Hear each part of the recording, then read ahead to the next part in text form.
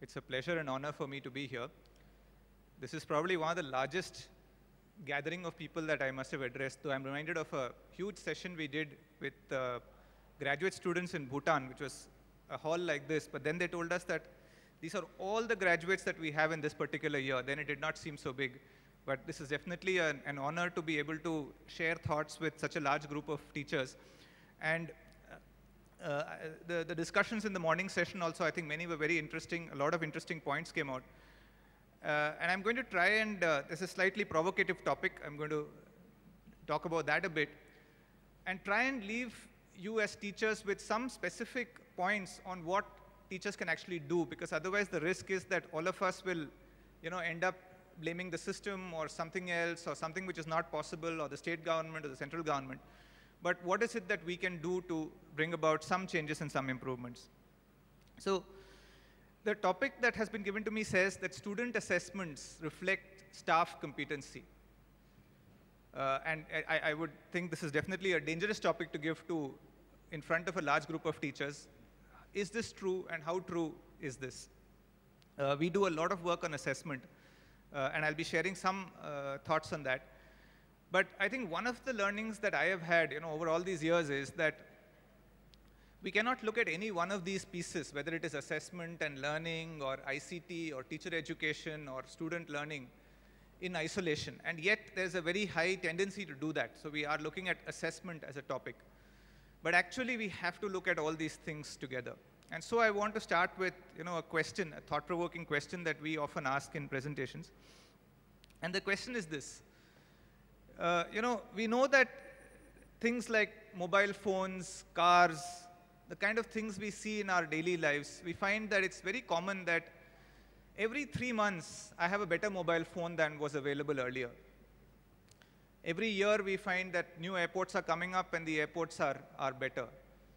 So many areas around us, we seem to feel that new technology is coming in. Something is coming in which is much better than what was there.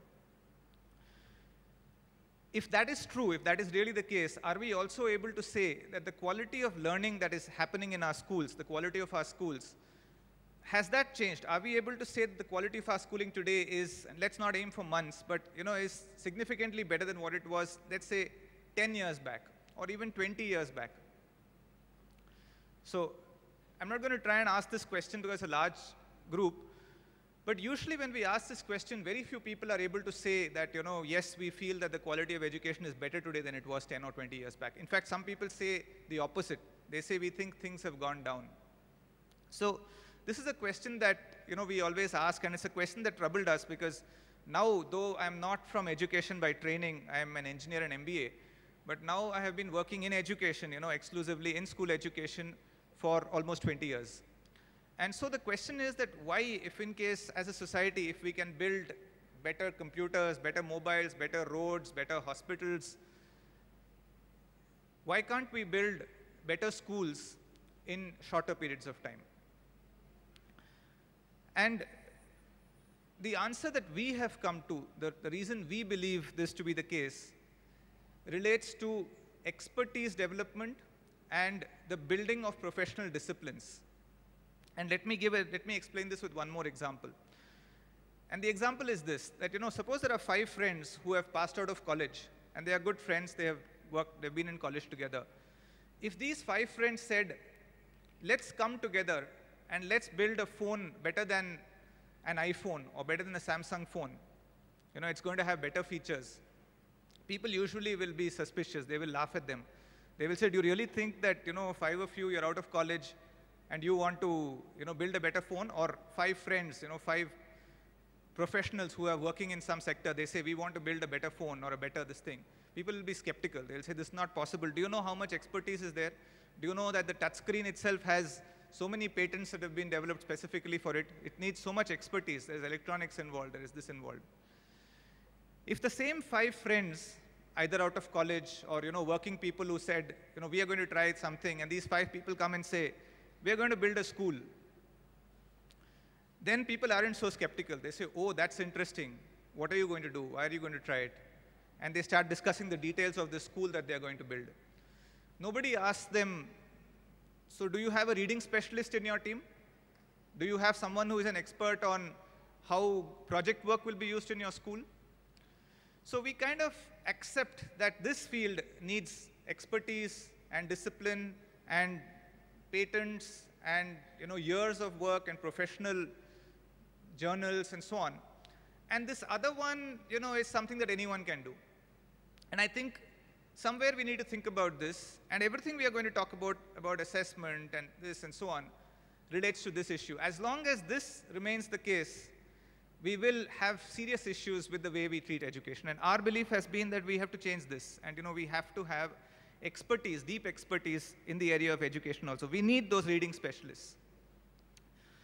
The second thing that we have learned in all these years is that the levels of what our children are able to do, what learning they are achieving today, is very low, it's unacceptably low, and this is not a statement or a comment on the children. So the levels of learning in our schools, and most people say this for government schools. Some of you who know about EI and ASSET, you know that we say the same thing for private schools as well. We say the level of learning in our private schools is also extremely poor. And so today, we do a lot of work with governments. We are working with all children, all schools and children of Gujarat, Bihar. Now we are starting work with Haryana. But for this talk, I'm going to completely restrict myself to our work with private schools and learnings from there.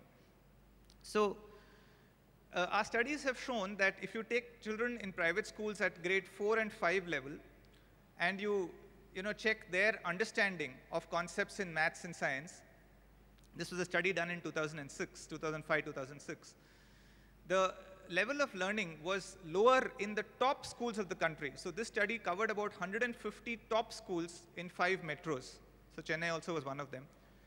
The level of learning was lower in these children from these top schools than the international average of about 40 different countries. And these 40 countries are not only the rich countries. They include countries like Thailand,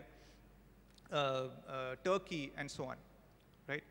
So it's not just in our government schools, but the level of learning in our private schools, if your questions require children to understand and respond and not simply, repeat definitions and formulae, actually turns out to be lower. This was a study we did jointly with Wipro in 2005, 2006. The study was repeated in 2011. And you may be sad to know, we were sad to know, that learning levels had actually fallen between 2006 and 2011. However, other studies have also confirmed this fact. And if in case you, and most of these, the questions, the processes are open, and one can check this. And usually schools have accepted this and said, yes, what do we all need to do and to change the situation. But I think the first step is to recognize that learning levels are extremely low. Now, we think that the core of this problem, and this came up in the morning also, the core of this problem is that we have created a system for ourselves, and there are historical and social reasons for it, but we have created a system that is extremely focused around rote learning. In fact, I can argue that the system the British left for us had a huge emphasis on rote learning. The Britishers went back, and in Britain, the system has been transformed and is not as much at all focused on rote learning as it was. But in India, that level of rote learning remains almost the same. And rote learning is not just about what you're doing in maths or science. Rote learning is also about why you do things. So why am I teaching this? Why am I studying this? Why are you doing this? Because it's there in the exam. Because this is the way we've always done it. Because this is what is expected. And that, to me, is the real rote learning. And hence, rote learning leads to a society where things are accepted most based on authority and what has been done than the opposite of questioning.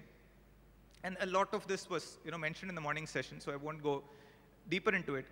But we believe that as long as this problem of rote learning remains, I cannot reform my assessment or my teacher education or use ICT or something like that. This is something which affects all of us. It affects our mindsets. All of us are contributing towards the problem, and all of us together have to change this. I don't believe that, for example, if governments try and say, we want to change this, you may be surprised, but schools and parent bodies object. They say, no, wait till this batch passes out and then make the changes. So this is a change that has to be a much larger change. It cannot be done by one group of society. I think you might be aware of this, but this is actually picked up from one of the NCF position papers. But one of the questions asked, and this is typical, there's a huge bank of such examples in this working paper. For example, students were asked in a board exam, write the name of Mussolini's parents. This is one of the questions for 2 marks or 3 marks or so. Any idea which state, which board exam?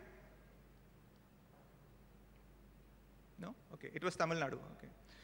So, write the name of Mussolini's parents. Now, the question is correct. I mean, Mussolini was there, he had parents, and the answer is probably given in the textbook, so it's probably a valid question from that perspective. But it's a completely pointless question. It does not talk about the important forces, does not talk about the factors, what did Mussolini do, why were we reading about him in history. And unfortunately, this is not an exception. Unfortunately, there are many things like this. So this is an example of rote learning. But this is very pervasive, and again, like it was mentioned in the morning, one of the things that we need to do for this is reform the board exam system. Incidentally, in one state, in Gujarat, we've been working, not reform the board exam in terms of, semester systems and MCQ versus non-MCQ and all those other open book tests and so on, but to actually change the nature of the questions. In fact, the way we put it was that if I can imagine all the different board exams in the different states as well as in other countries, and after studying those papers, if I feel that these exams are really good, can our state or the country aim that our board exams will be like this particular exam? Most states said, no, we can't do that. It's not going to work.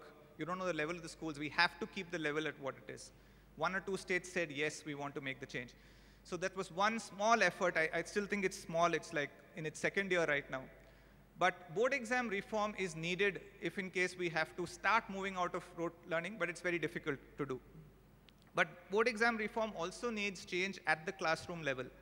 So one of the things we realized is if you want to change something in class 10, you have to start with teachers in class 5 at least, if not lower. So that you say that, look, this is the kind of things children are going to be asked, this is what they have to think, and in order to be able to answer that, this is how we have to be teaching in these classes. So that is a very important thing, but it's something that every teacher is a part of. If we say that we cannot do anything because this is the exam and this is what is going to happen, and hence I also have to do that, we are actually creating the system and strengthening the system that exists today. And that also now relates to assessments in general. So what are the kinds of assessments that we do in the classroom? What are the kind of questions we ask in the class? Just in the class, also in the term exams, and so on. Are these questions that require the child to think and understand, or are they questions that require the child to simply write a definition, apply a formula, and so on? We talked in the morning of PISA. I'm one of those who believes that PISA is a good thing. India should participate in PISA. It brings out gaps in our system, and some of the discussions we are having on learning is happening because we perform so poorly in PISA. Now, though we perform poorly in PISA, people like us who do assessments have been saying this for 4 or 5 years before this, even without PISA results, that if India participated, our learning levels are going to be very poor. But I don't want to go into that. I want to come back to what can teachers do. And this was mentioned earlier also, that today on the net and through other sources, there is a lot of information like this that you can easily access and study. So for example, you can study papers of PISA. PISA is more at the class 9, 10 level, 15-year-olds. But TIMSS was talked about. There's a language thing called PIRLS. These have assessments for children at classes 4, 8, 6, other kinds of classes also. And by looking at those papers, you will get a lot of ideas of assessments that can be done. Our organization does a test called ASSET, and we actually encourage schools to copy the questions, use the questions. We say that, that's the way it's going to get used. And a lot of these questions are available, on the net. So this is a concrete thing that I think every teacher can do, which is to, look at, read these kinds of assessments. We do a question-making competition, and, a large group like this, so all that we do is, in fact, we've given this idea, and some state governments have done it. It's simply a competition where teachers have to make questions and submit them, and an independent panel of educationists or even teachers themselves review those questions, identify good ones, but also comment on some of the good ones and maybe some of the not so good ones also.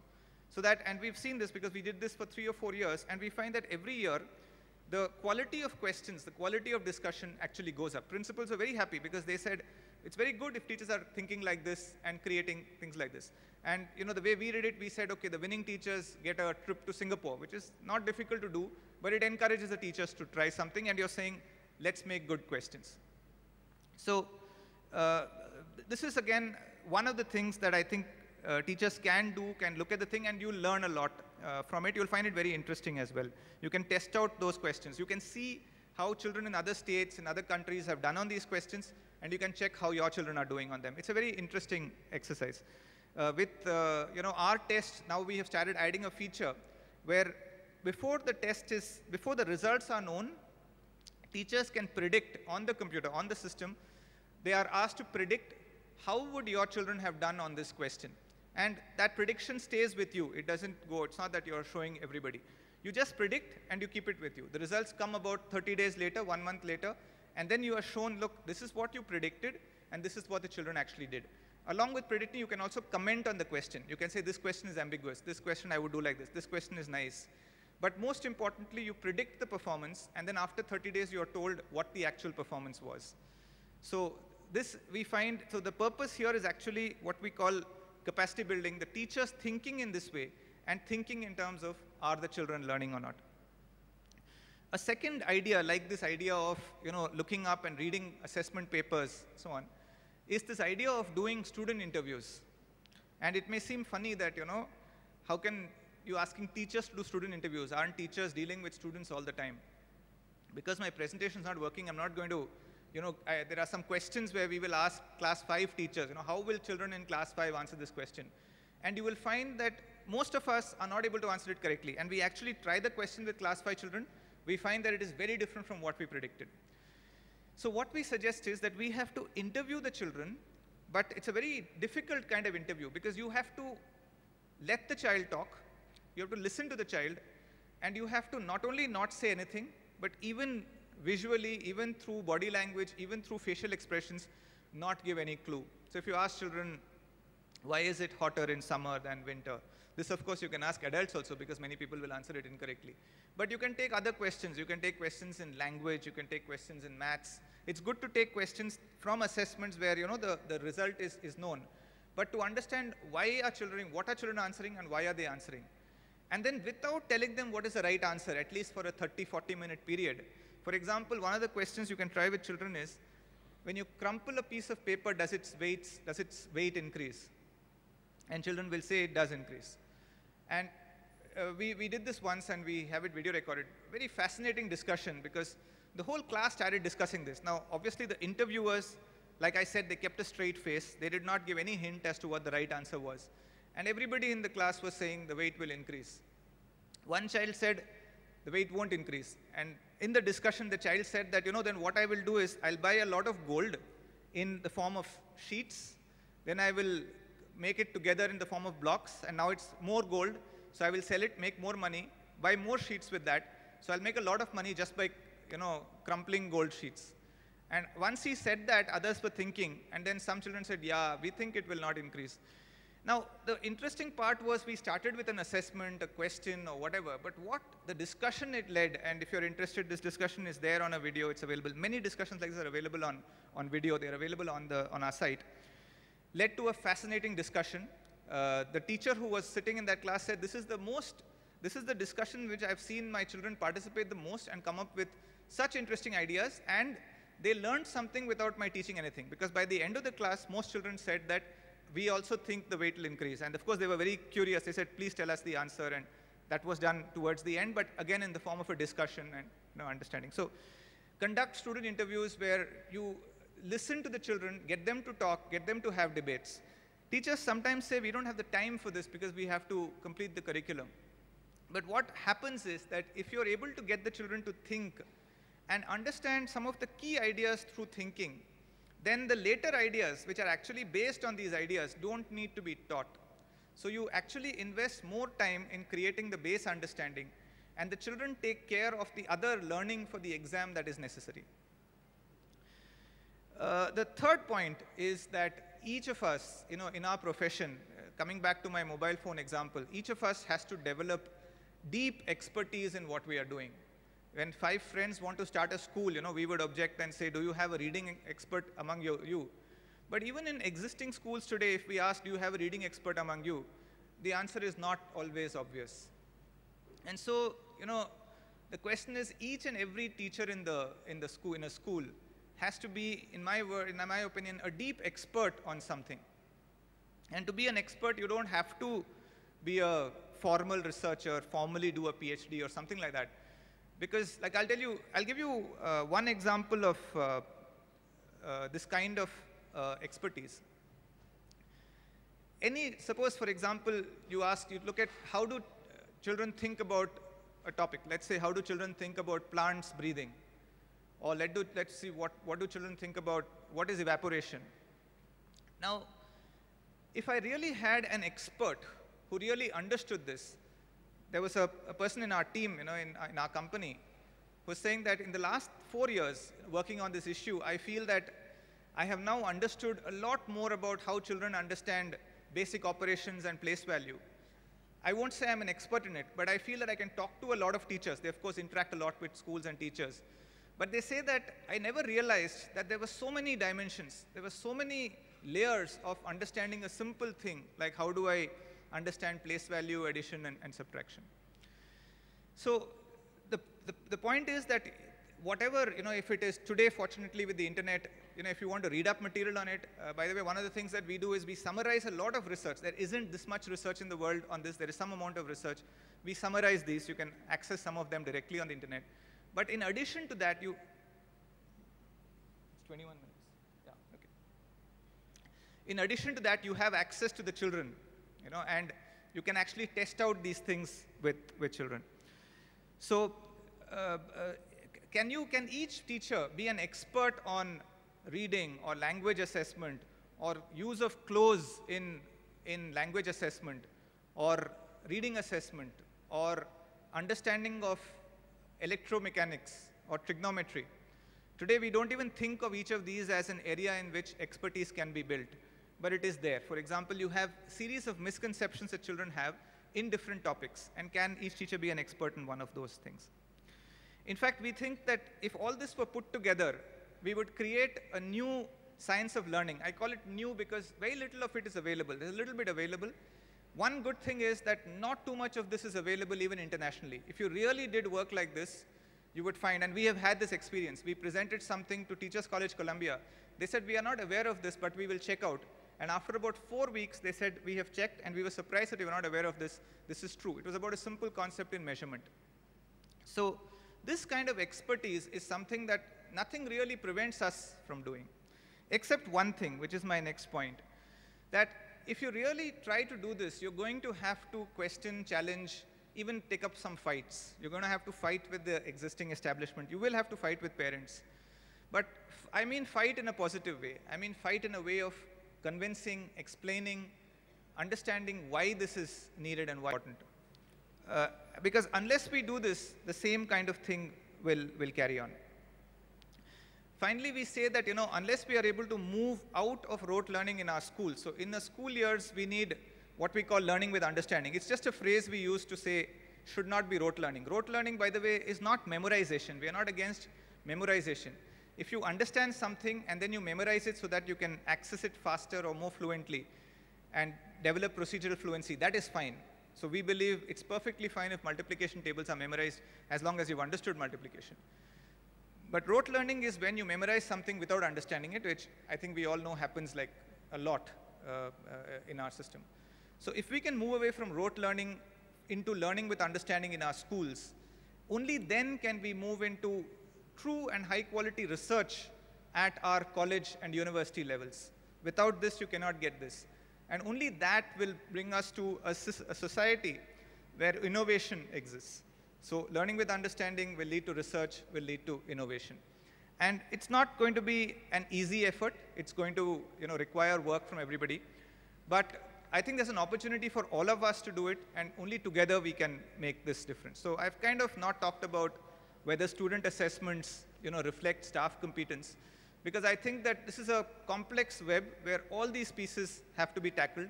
But if we can do it, not only are we going to promise a hugely better future for our children and our society, but I think we will be there's an opportunity to make this an expertise area of India. Every country is struggling with this issue. Today, India is struggling more, I would say. But if we can develop expertise in these areas, we can offer solutions to this. We are naturally actually inclined towards these kind of things. You know, education is given a lot of importance in India. If we can combine it with expertise and teachers are the best people who can do it, we can really make sure that children learn well. And that is the dream and the vision with which we've been working, and I'm sure it's true for all of us here. Thank you very much.